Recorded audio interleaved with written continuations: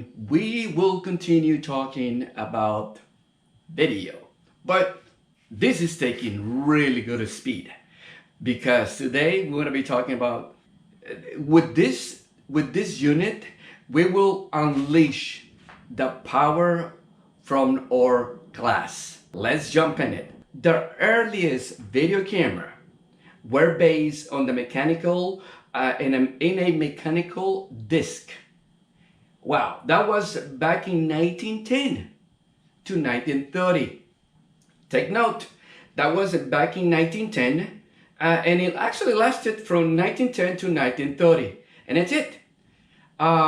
It was someone named Vladimir Worskind.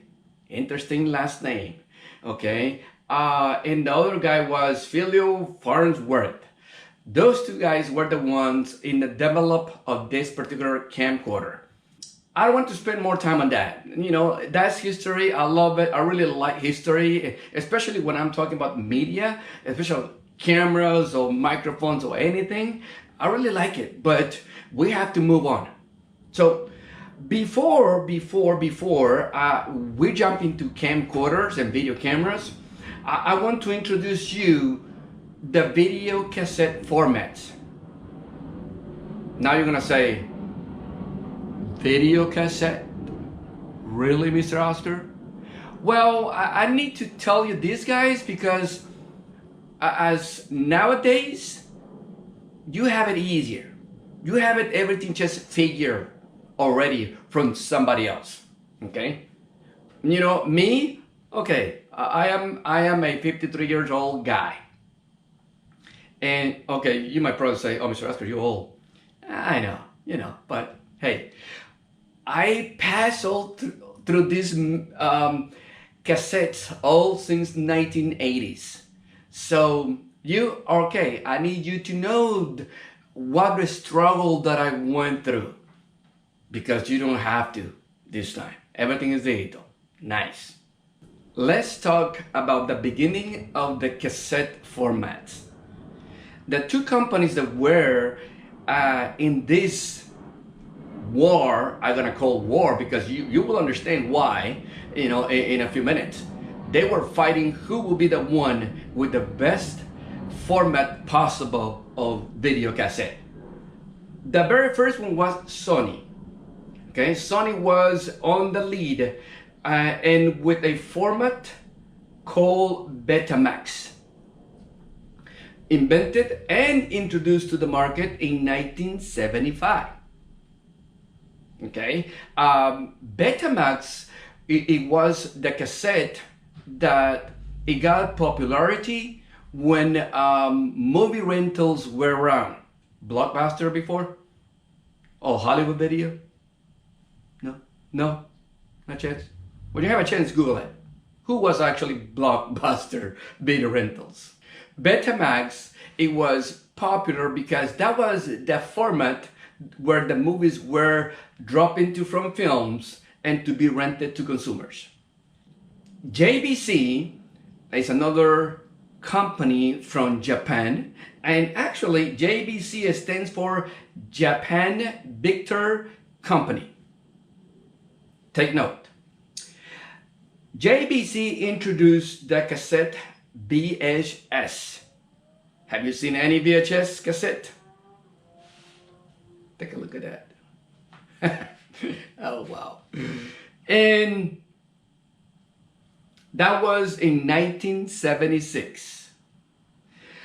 The difference between Betamax and VHS was that Betamax actually hold short recordings, while VHS was for extended recordings, almost to 4 and 6 hours. VHS, what it stands for? Video Home System. Ding dong, take a note. Another format was introduced at this point from JVC, which came in 1982. That was a VHS-C. The same format of the VHS cassette on that film, but a small cassette. That was actually VHS-C, which the camcorder will record on the VHS-C format, but there were not a player to watch that video. So what is it that actually JVC did at this point? They built an adapter to put the VHS-C cassette in and then put it into your VHS VCR. JVC was the one that introduced this one in 1982. Ding dong. But that was not an end of the war. Okay?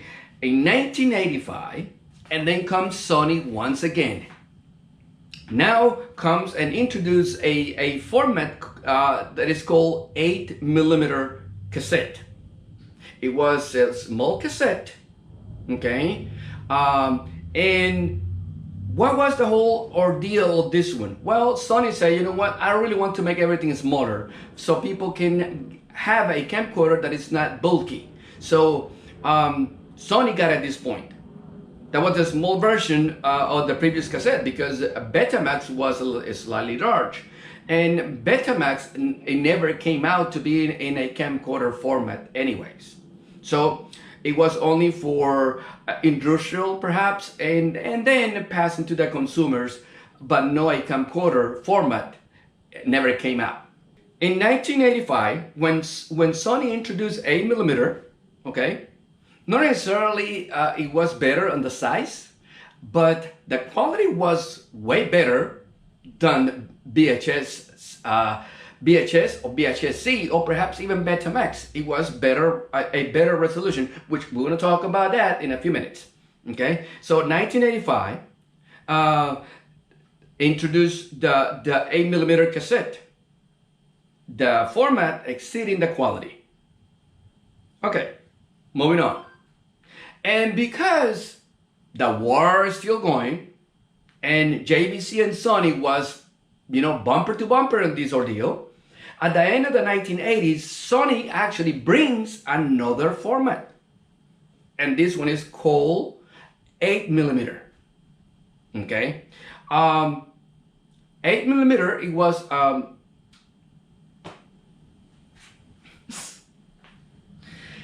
and because the war was not the end yet, Sony and JVC was, you know, still bumper to bumper on this technology. Sony introduced at the end of the 1980s another format, which similar size of cassette on the 8mm, but now they call this one Hide 8, or it was a wider video format band.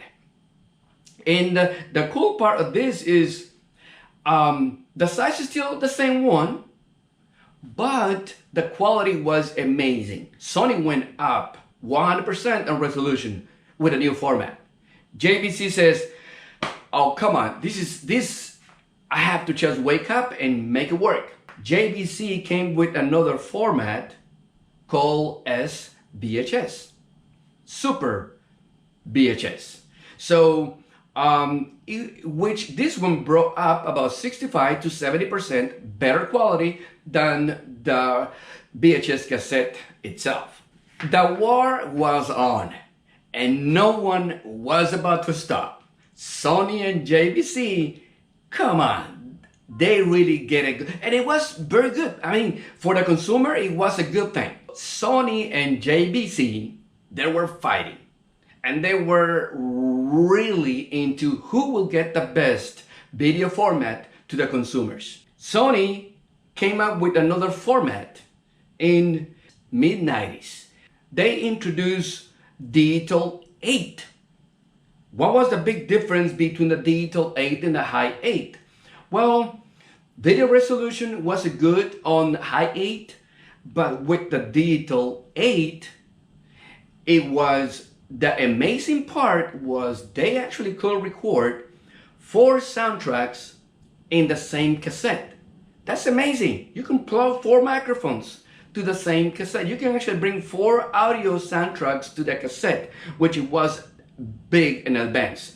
especially if this cassette was utilized in the broadcast and television format. JVC says, you know what? That's it. I'm done. I'm not going more into this format war with Sony. Sony got it. So okay, so Sony went and implement the video format cassettes since the 90s all the way to where we are at, which obviously no cassettes anymore. But Sony got a format called mini DV that came in the almost mid 90s and almost 2000. They call a mini DV. And why mini DV? Because actually, in the same time frame, Sony introduced a DV cam format for broadcasting only, for television, for professional broadcasting. So Sony says, you know what? I'm gonna give the quality to the consumers in a very small format. It was not a total as broadcasting quality, but it way better than anything else from the 80s or mid 90s. The mini DV cassette actually brought a big change to the video cassette or camcorders arena. It was a big change, quality and all around. I'm gonna talk about resolutions, and this time is scanning lines. On the video that you see on the screen right now, you see how the lines starts from the top to the bottom. There are those 425 lines per second, scanning lines per second. Remember, we saw that in a question last week. So now this is how the video formats actually work. Television scanning lines were 525. Okay, that is broadcast. But when we are talking camcorder for the consumer, oh boy, listen to the numbers. And let's start with Betamax. 250 lines. 250, you're right. VHS was with 240. 10 lines short than Betamax. And then VHS-C, remember we talked VHS-C, CS compact. They came up with 240 lines.